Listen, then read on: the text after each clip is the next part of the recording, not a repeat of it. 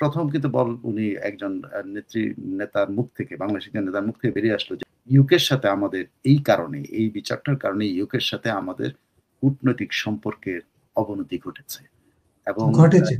হ্যাঁ, এটা বাংলাদেশের স্বার্থ সংরক্ষণে বরং এটা কূটনৈতিক সম্পর্কের অবনতি ঘটিয়েছে। সেন্সার একটা আছে যে ইউকের পার্লামেন্ট সদস্যকে এইভাবে তার অনুপস্থিতিতে বিচার করে বাংলাদেশ ইউকের সাথে সম্পর্ক হচ্ছে, যারা ইউকের সাথে একটা লং স্ট্যান্ডিং আমাদের ট্রেড এন্ড বাইলেটারাল রিলেশনস আছে।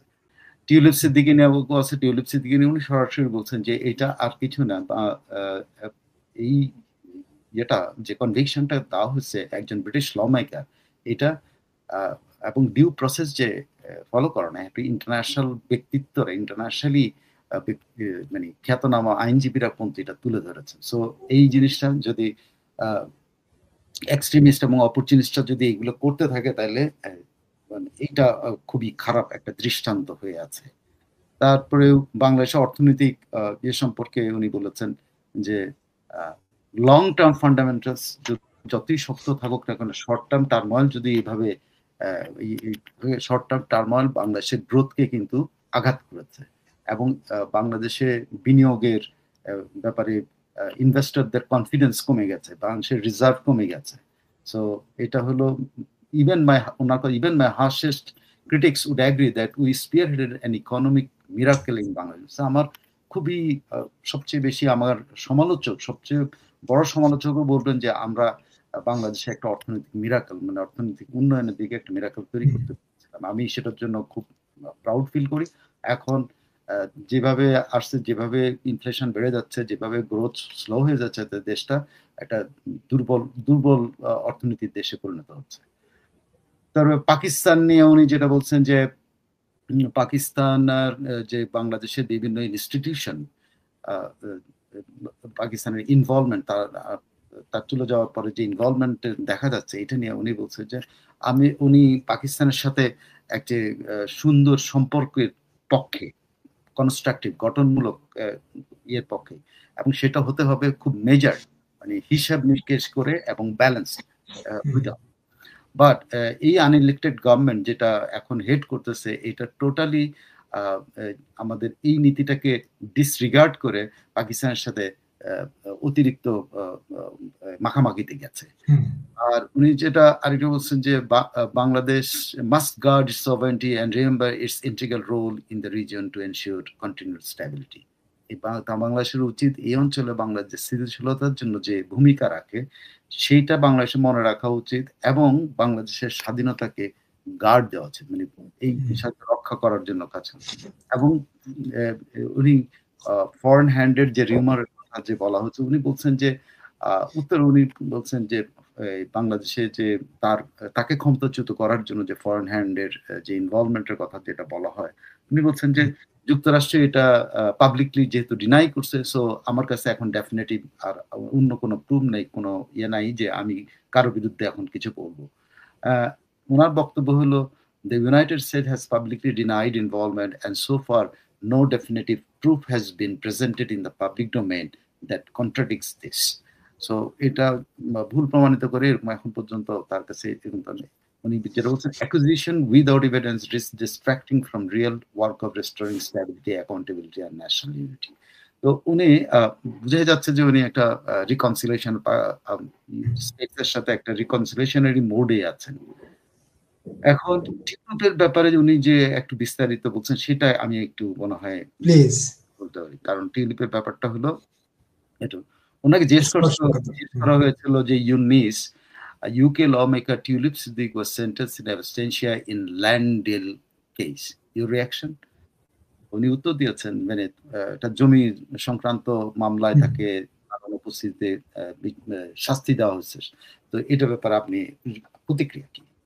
Said trials in absentia and conviction of British lawmaker raise serious question about the process and fairness. উনি বলছেন যে ব্রিটিশ এই লমেকারকে যে তার অনুপস্থিতিতে সাজা দেওয়া, এটা সিরিয়াস কোশ্চেন রেইজ করেছে আমাদের আইনগত ডিউ প্রসেস এবং ফেয়ারনেস ক্ষেত্রে।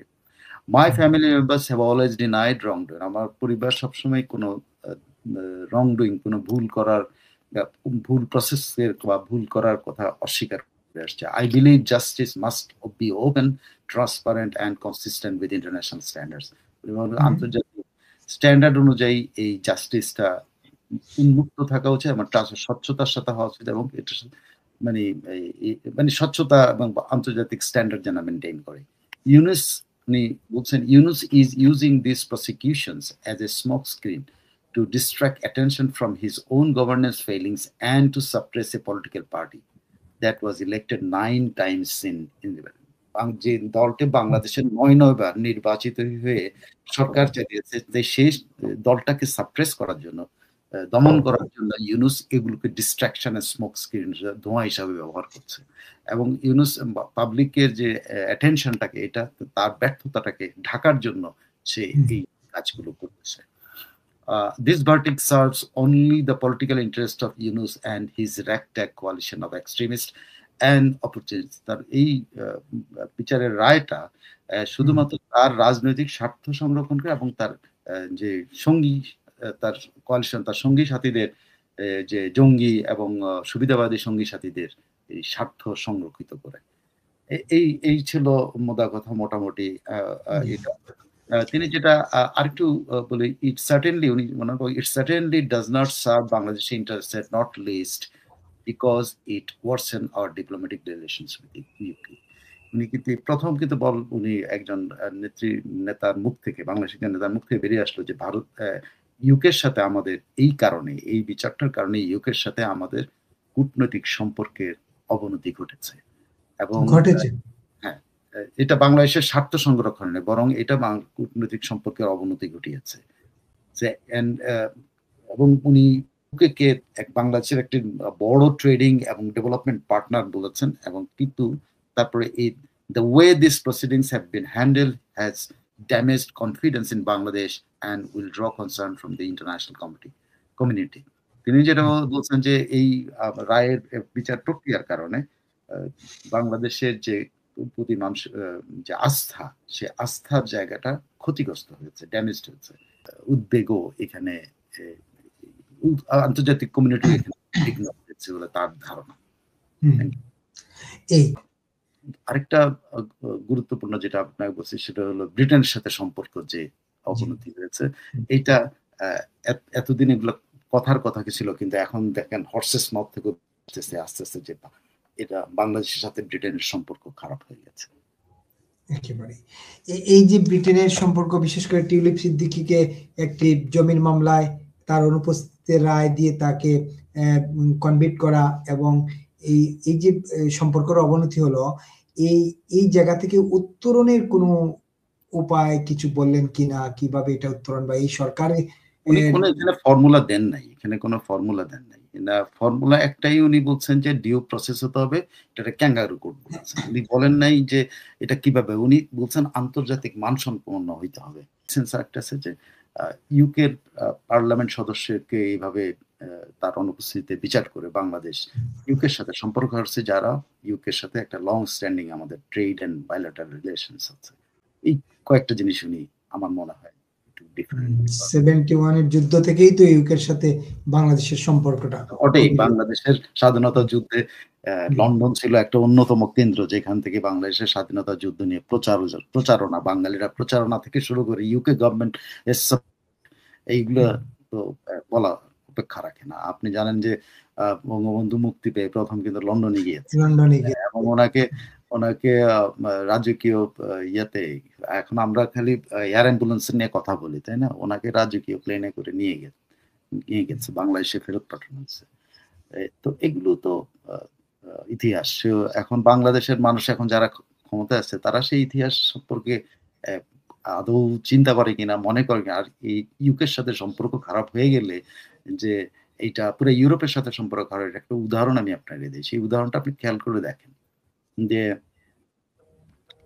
জাস্ট আমি আপনার ইয়ের মাধ্যমে যে আপনি খেয়াল করে দেখেন যে ট্রাম্প জেলেনস্কির সাথে যে সম্পর্কটা খারাপ করতে যাচ্ছে, সেই সময় দেখেন তো কিয়ার স্টারমার কি ভূমিকা রেখেছে। পুরোপুরি জেলেনস্কির পাশে দাঁড়িয়েছে। পাশে শুধু দাঁড়ায় নাই, জার্মানিকে সাথে নিয়ে এবং ফ্রান্সকে সাথে নিয়ে। ইউনুস সাহেব কি মনে করে যে ইউকে যদি ওনার বিরুদ্ধে বা ওনাকে অপছন্দ করে, তাহলে কি ফ্রান্স ওনাকে পছন্দ করতেছে? এবং জার্মানি পছন্দ করতেছে, এই তিনটাই ধরে।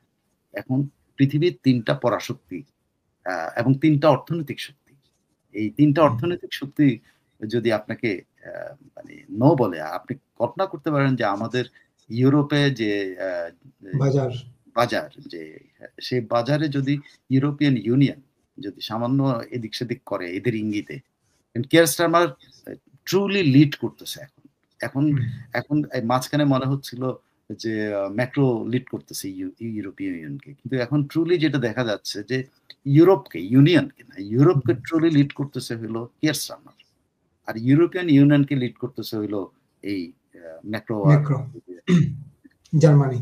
জার্মানি।